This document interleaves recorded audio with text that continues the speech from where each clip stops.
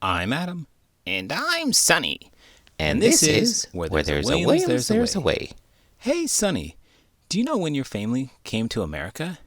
My family came generations ago. Well, that doesn't tell me much. When you're a mouse, 10 generations could be a couple years, whereas 10 generations for my family goes back several hundred years.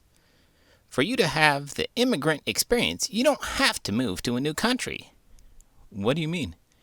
You told me a bunch of things that are different when you moved to Texas. Don't you realize that you are a first-generation Texan?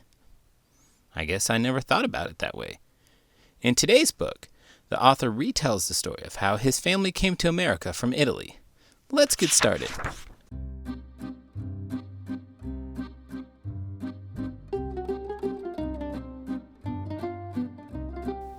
All the Way to America, the story of a big Italian family and a little shovel, by Dan Yaccarino.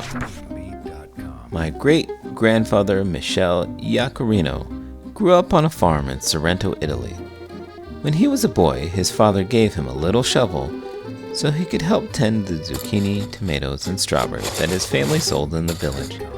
They worked very hard, but were always very poor. And so when he was a young man, Michele left Italy and went all the way to America in search of new opportunities. Work hard. His father told him, handing him the little shovel. But remember to enjoy your life. And never forget your family. His mother said. She hugged him and gave him their few family photographs and her recipe for tomato sauce. It was a long journey, and how different New York was from his tiny village in Italy. Like many immigrants passing through Ellis Island at the turn of the last century, he was given a new name. Michele Yaccarino was now Michael Yaccarino. He was happy to be in America, but never forgot his family in Sorrento. When you moved to Texas, did you still have family back in Iowa? Both my parents and my wife's parents still lived in Iowa, all of whom have since moved to Texas.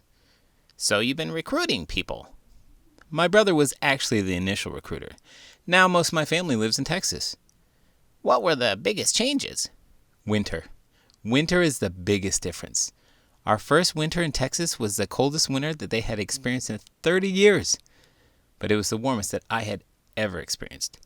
After that, I got rid of my winter coat and gloves. I have a pair of slippers that I only wear during the winter. Oh yeah? What are they like? They look like human feet, but I don't wear them out in public. Why not? Are they too embarrassing? No, they live up to their name. They are comfortable, but they are way too slippery. I'm always slipping across the floor or falling on the ground. Friends from home helped each other in his new country. Michael found work in a bakery owned by a man who had also come from Sorrento. Michael polished his little shovel till it shined and used it to measure out flour and sugar.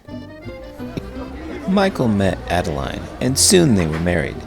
They found an apartment in a neighborhood called Little Italy, where many other recent immigrants lived as well. They had 5 children and did their best to teach them to work hard, enjoy life, and love their family. Michael started his own business as a pushcart peddler and continued to use the little shovel, this time to measure out dried fruit and nuts. His oldest son was named Anelio, but everyone called him Dan. Back then, children often had to leave school to help support their families. So from the age of 12, Dan worked for his father. When Dan grew up, he married Helen. These are my grandparents. Together, Dan and Helen opened a market. They sold all sorts of wonderful Italian food. Now the little shovel belonged to Dan, and he used it to measure out beans, macaroni, and olives. Dan had always dreamed of living in the country. So he and Helen bought a house with a big yard and raised a family there. He loved having everyone over for Sunday dinners. Dan's love of cooking led him to open a restaurant. He made pizza, eggplant parmigiana, and spaghetti, all with his grandmother's tomato sauce, of course. Dan's son Mike would help out in the kitchen after school. Do you have anything that was handed down to you that you use? Like a family heirloom? Not really. You have to remember that I have so many brothers and sisters to split things between. But my mom tried really hard. She tried really hard, as in working hard to raise you? No, to have enough things for everyone. She was a pack rat. I thought you were a mouse. On my dad's side. My wife's grandfather built a bunch of furniture that we have in our house. We use those all the time, but there wasn't a specific item like a shovel that I repurposed for myself. Did you have any special recipe from your family, like tomato sauce in the book? Not really. My dad was always cooking in a little of this, little of that type of way. It always depended on what we had on hand. I guess that let me have a bit more eclectic food choices. We're always changing it up and trying new recipes. I'm the same way. I will eat anything. Yeah, I'm pretty adventurous with food. No, I am a true omnivore. My teeth grow so fast, I have to always be chewing on something. It doesn't really matter if it's food. I have to be careful when I'm sleeping. What do you mean? You know how some people grind their teeth? Yeah. Well, I gnaw in my sleep. Oof. I feel like we've gotten a little off track. Let's see what happens with the shovel next. By now, the family was so large that celebrations were held at the restaurant. Everyone would come together to talk, laugh, and of course, eat. When Mike was a young man, he married Elaine. These are my parents. Mike opened a barbershop and he used a little shovel to pour rock salt over the sidewalk whenever it snowed. I grew up in a big house in the suburbs, not far from my grandparents. We had a garden in the backyard, and I would help my father tend to the tomato plants. Every year, my parents would take my brother, my sister, and me to the Feast of San Girano in Little Italy. We watched the parade, listened to Italian folk songs, and ate hot zeppelin. I loved New York City.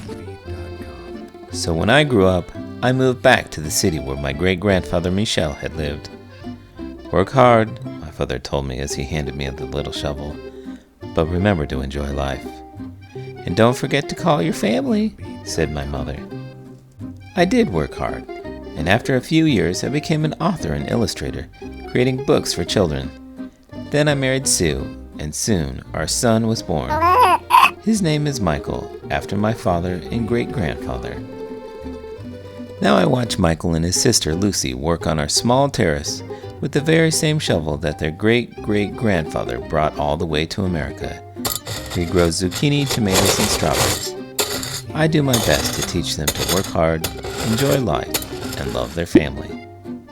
That's the whole point of it all, isn't it? What's that? To teach your kids to work hard, enjoy life, and love their family? That's true for me. That and to mold them into being contributing members of society. And being independent thinkers. Sure. And problem solvers with critical thinking skills. Is that what you plan on doing with your kids? Oh, I'm not having kids. Really? That surprises me, coming from such a large family. That's exactly why. But I'm completely fine being the fun uncle. I think that I would like that much more. Speaking of liking things, if you like this video, please don't forget to give it a thumbs up and subscribe to my channel. I'm Adam. And I'm Sunny. And this is Where There's a Williams, There's a Way. Did you know Ellis Island didn't change the names of immigrants coming into the United States? If your surname was changed from its original spelling, it was your ancestor who shortened it, dropped a few letters, translated it into English, or maybe even unintentionally misspelled it once they came to America.